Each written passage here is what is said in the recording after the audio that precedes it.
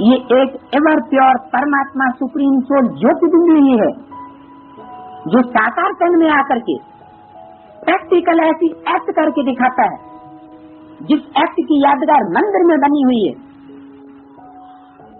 और उससे वो एवर प्योर कहा जाता है।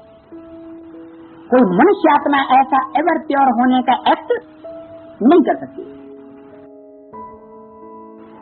लेकिन रही बात प्रत्यक्षता की, उस एवर प्योर सुप्रीम सोल बात की प्रत्यक्षता होती तब है जब जिसमें प्रवेश करता है वो साकार तनधारी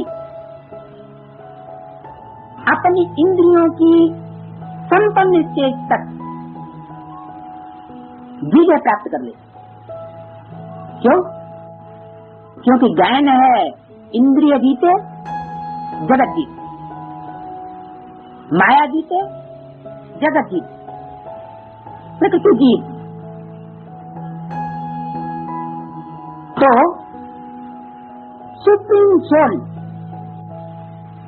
जो प्रवेश करता है उसके संग के रंग से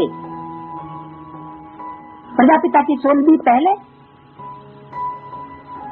जगत जीत बनती है। जितना जितना काम जीत उतना उतना जगत जीत।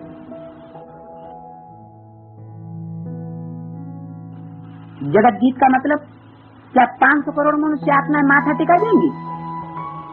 नहीं, एकदम नहीं हो सकता। हो भी सकता है वो तब होगा जब संपूर्ण 100% उस स्टेज को वो व्यक्तित्व प्राप्त कर ले। सुप्रीम सोल तो एवर प्योर है, लेकिन वो सुप्रीम सोल जिसमें प्रवेश करता है उसको भी उसी स्टेज पर पहुंचना पड़े। किस स्टेज पर?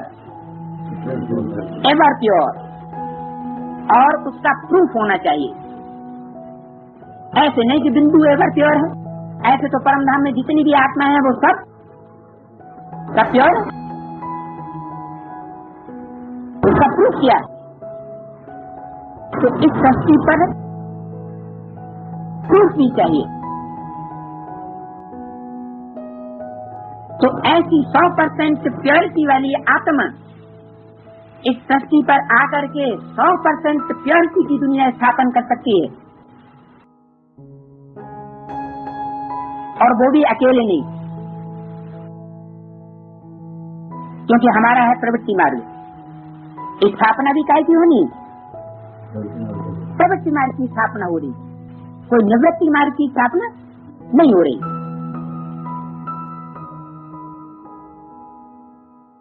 तो कराने वाला और करने वाला दोनों ही मिलकर के एक स्टेज वाले होने चाहिए। आत्मा और शरीर या शरीरधारी, ये दोनों की प्रवृत्ति है। तो ये जो प्रवृत्ति है वो संपन्न प्रवृत्ति ही संपन्न दुनिया की रचना कराती है। लेकिन अकेला चना भाड़ नहीं फोड़ सकता। क्या एक से दुनिया नहीं स्थापन हो जाएगी?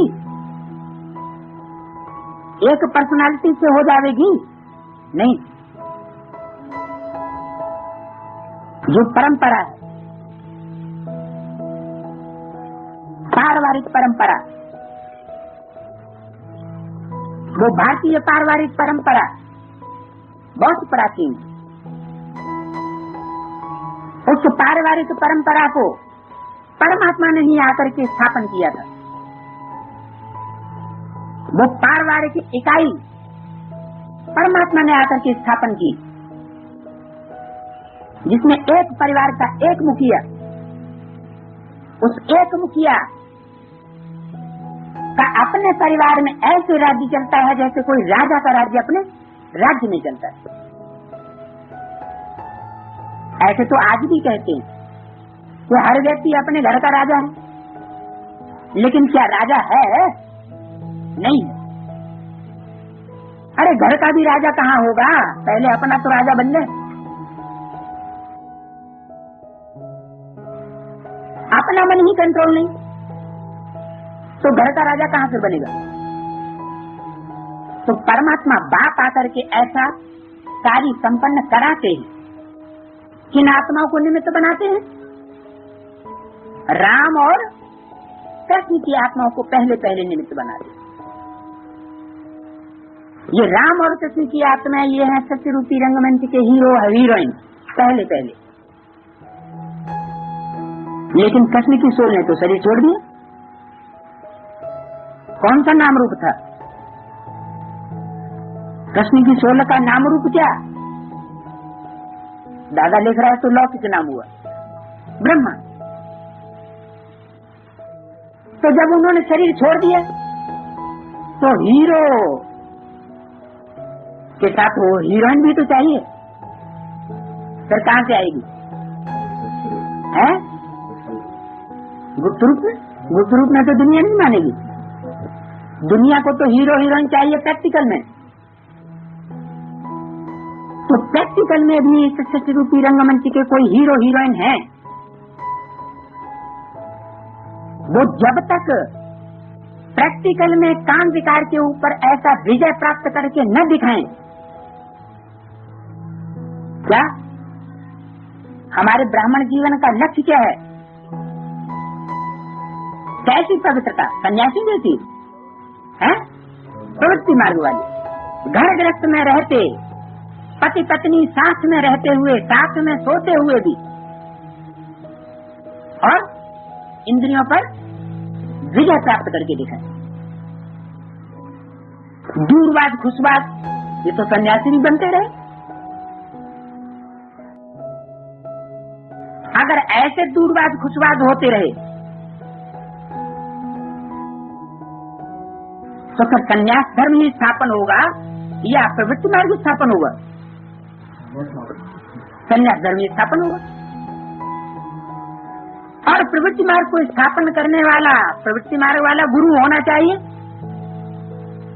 या निवृत्ति मार्ग वाला होना चाहिए? बाबा तो बोलते हैं निवृत्ति मार्ग वाले प्रवृत्ति मार्ग वालों को राजयोग नहीं सिखा सकते, जो खुद अपने घर घर का निर्वहन नहीं कर सकते। यह गृहस्थी नहीं है, अकेले हैं। चाहे वो आश्रम में है, चाहे सेंटर में है, चाहे किसी मठ मंडलेश्वर में, तो स्वयं ही अकेले हैं, प्रवृत्ति में नहीं है। तो प्रवृत्ति में रह करके, साथ में रह करके, साथ में सो करके इंद्रियों पर विजय करने में कौन सी कठिनाइयां आती हैं, कौन कौन से कैसे कैसे अनुभव होते हैं, उनको पता होगा? इसका उनको अनुभव होगा?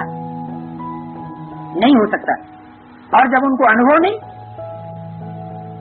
तो न स्वयं जीत पहन सकते और न दूसरों को पहना सकते। इसलिए कहा गुरु जिनके अंधले केला सत्यानाश। तो बाबा ने मुरली में बोला है कि बाप प्रवृत्ति मार्ग में रहकर सहज राजयोग सिखलाते हैं। समझते नहीं है कि बाप ने प्रवृत्ति में रहकर सहज राजयोग सिखलाया है।